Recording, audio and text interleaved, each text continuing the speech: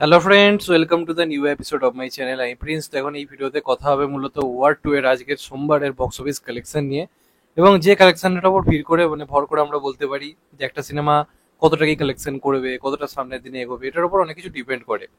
এবার আমি যখনই বক্স অফিস নিয়ে কথা বলেছি, আমি কালকে যখন রোববারের বক্স অফিস নিয়ে কথা বলেছিলাম, আমি যা বলার বলে দিয়েছিলাম যে আর ওয়ার টুকে বাঁচানোর কোনো রাস্তা অন্ততপক্ষে দেখা যাচ্ছে না। এই সিনেমাটা মানে একটা হতে পারতো যে খুব বেশি হলে হয়তো হিট হতে পারতো, সুপার হিট ব্লকবাস্টার আসতে তো আমরা ছেড়েই দিয়েছিলাম, যেরকম একটা ড্রপ দেখা গেছিল।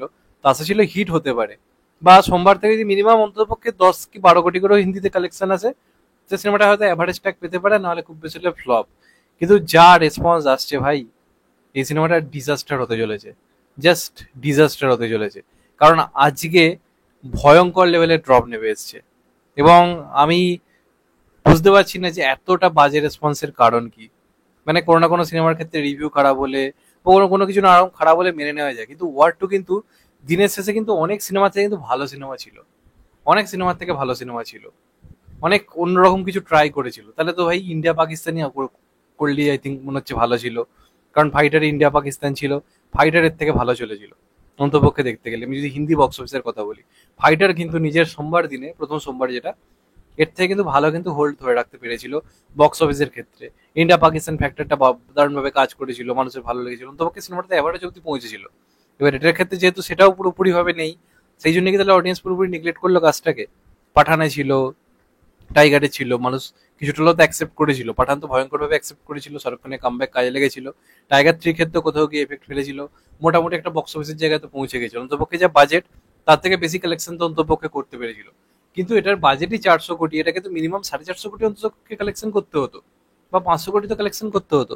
আজকে বক্স অফিস যে পর্যায়ে নেমে এসছে, এই সিনেমাটাকে বাঁচানো করার রাস্তায় নেই। তেলেগুতে সিনেমাটা পুরো শেষের পথে, তেলেগুতে জাস্ট রেসপন্স একেবারে জিরো টু মাইনাসের দিকে ক্রমশ এগোচ্ছে। কারণ মানে আমি যদি তোমাদেরকে রোববারের হিসেব দিই, তেলেগুতে কালেকশন মাত্র নেমে এসছে 5 কোটিতে। তুমি ভাবো, আমি জানি না এটা কেন হলো, কোথায় গিয়ে কেন হলো, কারণ ইন্ডিয়ার ক্ষেত্রে যথেষ্ট ভালো প্রেজেন্ট করেছিল। আমি জানি না এটা পেছনে রিজন কি হলো, কেন হলো, কিছুই বলা যাচ্ছে না।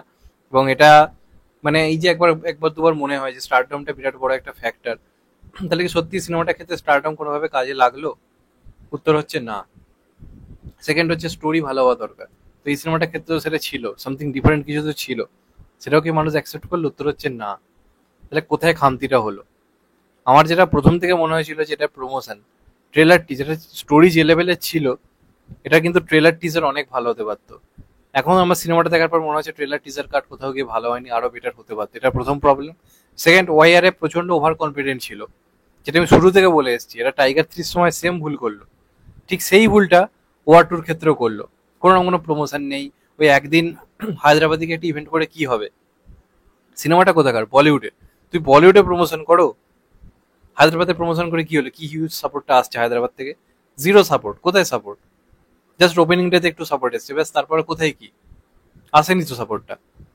তো সেখানে দাঁড়িয়ে বলিউডে প্রমোশনের দরকার ছিল, সেটা বিন্দু মাত্র করেনি। তো ভুলটা এখানেই ছিল। সোমবার দিলে কালেকশন তাহলে কত আসতে চলেছে, যেটুকু যে আন্দাজ, সোমবার দিনে ডবল ডিজিটও ক্রস করতে পারবে কিনা তাই নিয়ে ডাউট রয়েছে। হিন্দির কালেকশন মাত্র 5 থেকে 6 কোটিতে নেমে এসছে, তেলেগুর কথা তো বাদই দাও, 1 থেকে 2 কোটি তো মনে হয় গিয়ে থেমে যাবে। তাহলে ভাবো অবস্থাটা কোথায়। মানে সব শেষ হয়ে গেল। এই সিনেমাটাকে ডিজাস্টার হওয়ার থেকে খুব বাঁচাতে পারবে না।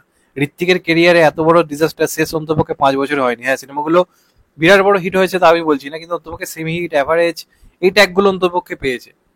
কিন্তু আমার মনে হয় মহেঞ্জোদারোর পথে, মহেঞ্জোদারো যেটা এসেছিল তারপরে, এটা ঋত্বিকের সব থেকে বড় ডিজাস্টার, কোনো অস্বীকার করার কোনো জায়গা নেই। হিউজ লস, 400 কোটি বাজেট, আর ইন্ডিয়া কালেকশন মনে হচ্ছে তো 200 কোটির মধ্যে গিয়ে থেমে যাবে।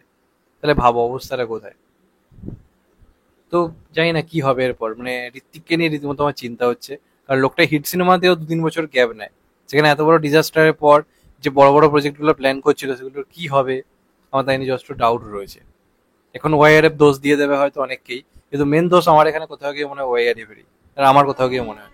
তো আজকের রেসপন্স থেকে আমি জাস্ট হতবাক হয়ে গেছি। তোমাদের বক্তব্য জানাতে ভুলো না কমেন্ট বক্সে। চ্যানেলটা নতুন হলে চ্যানেলটা সাবস্ক্রাইব করে দিও and get the bell icon. ভালো থেকো সবাই, টেক কেয়ার, নমস্কার। আবার দেখা হবে। এখন তো বাই, সবাই ভালো থেকো, সুস্থ থেকো, নমস্কার, টেক কেয়ার, আবার দেখা হবে, ভালো থেকো।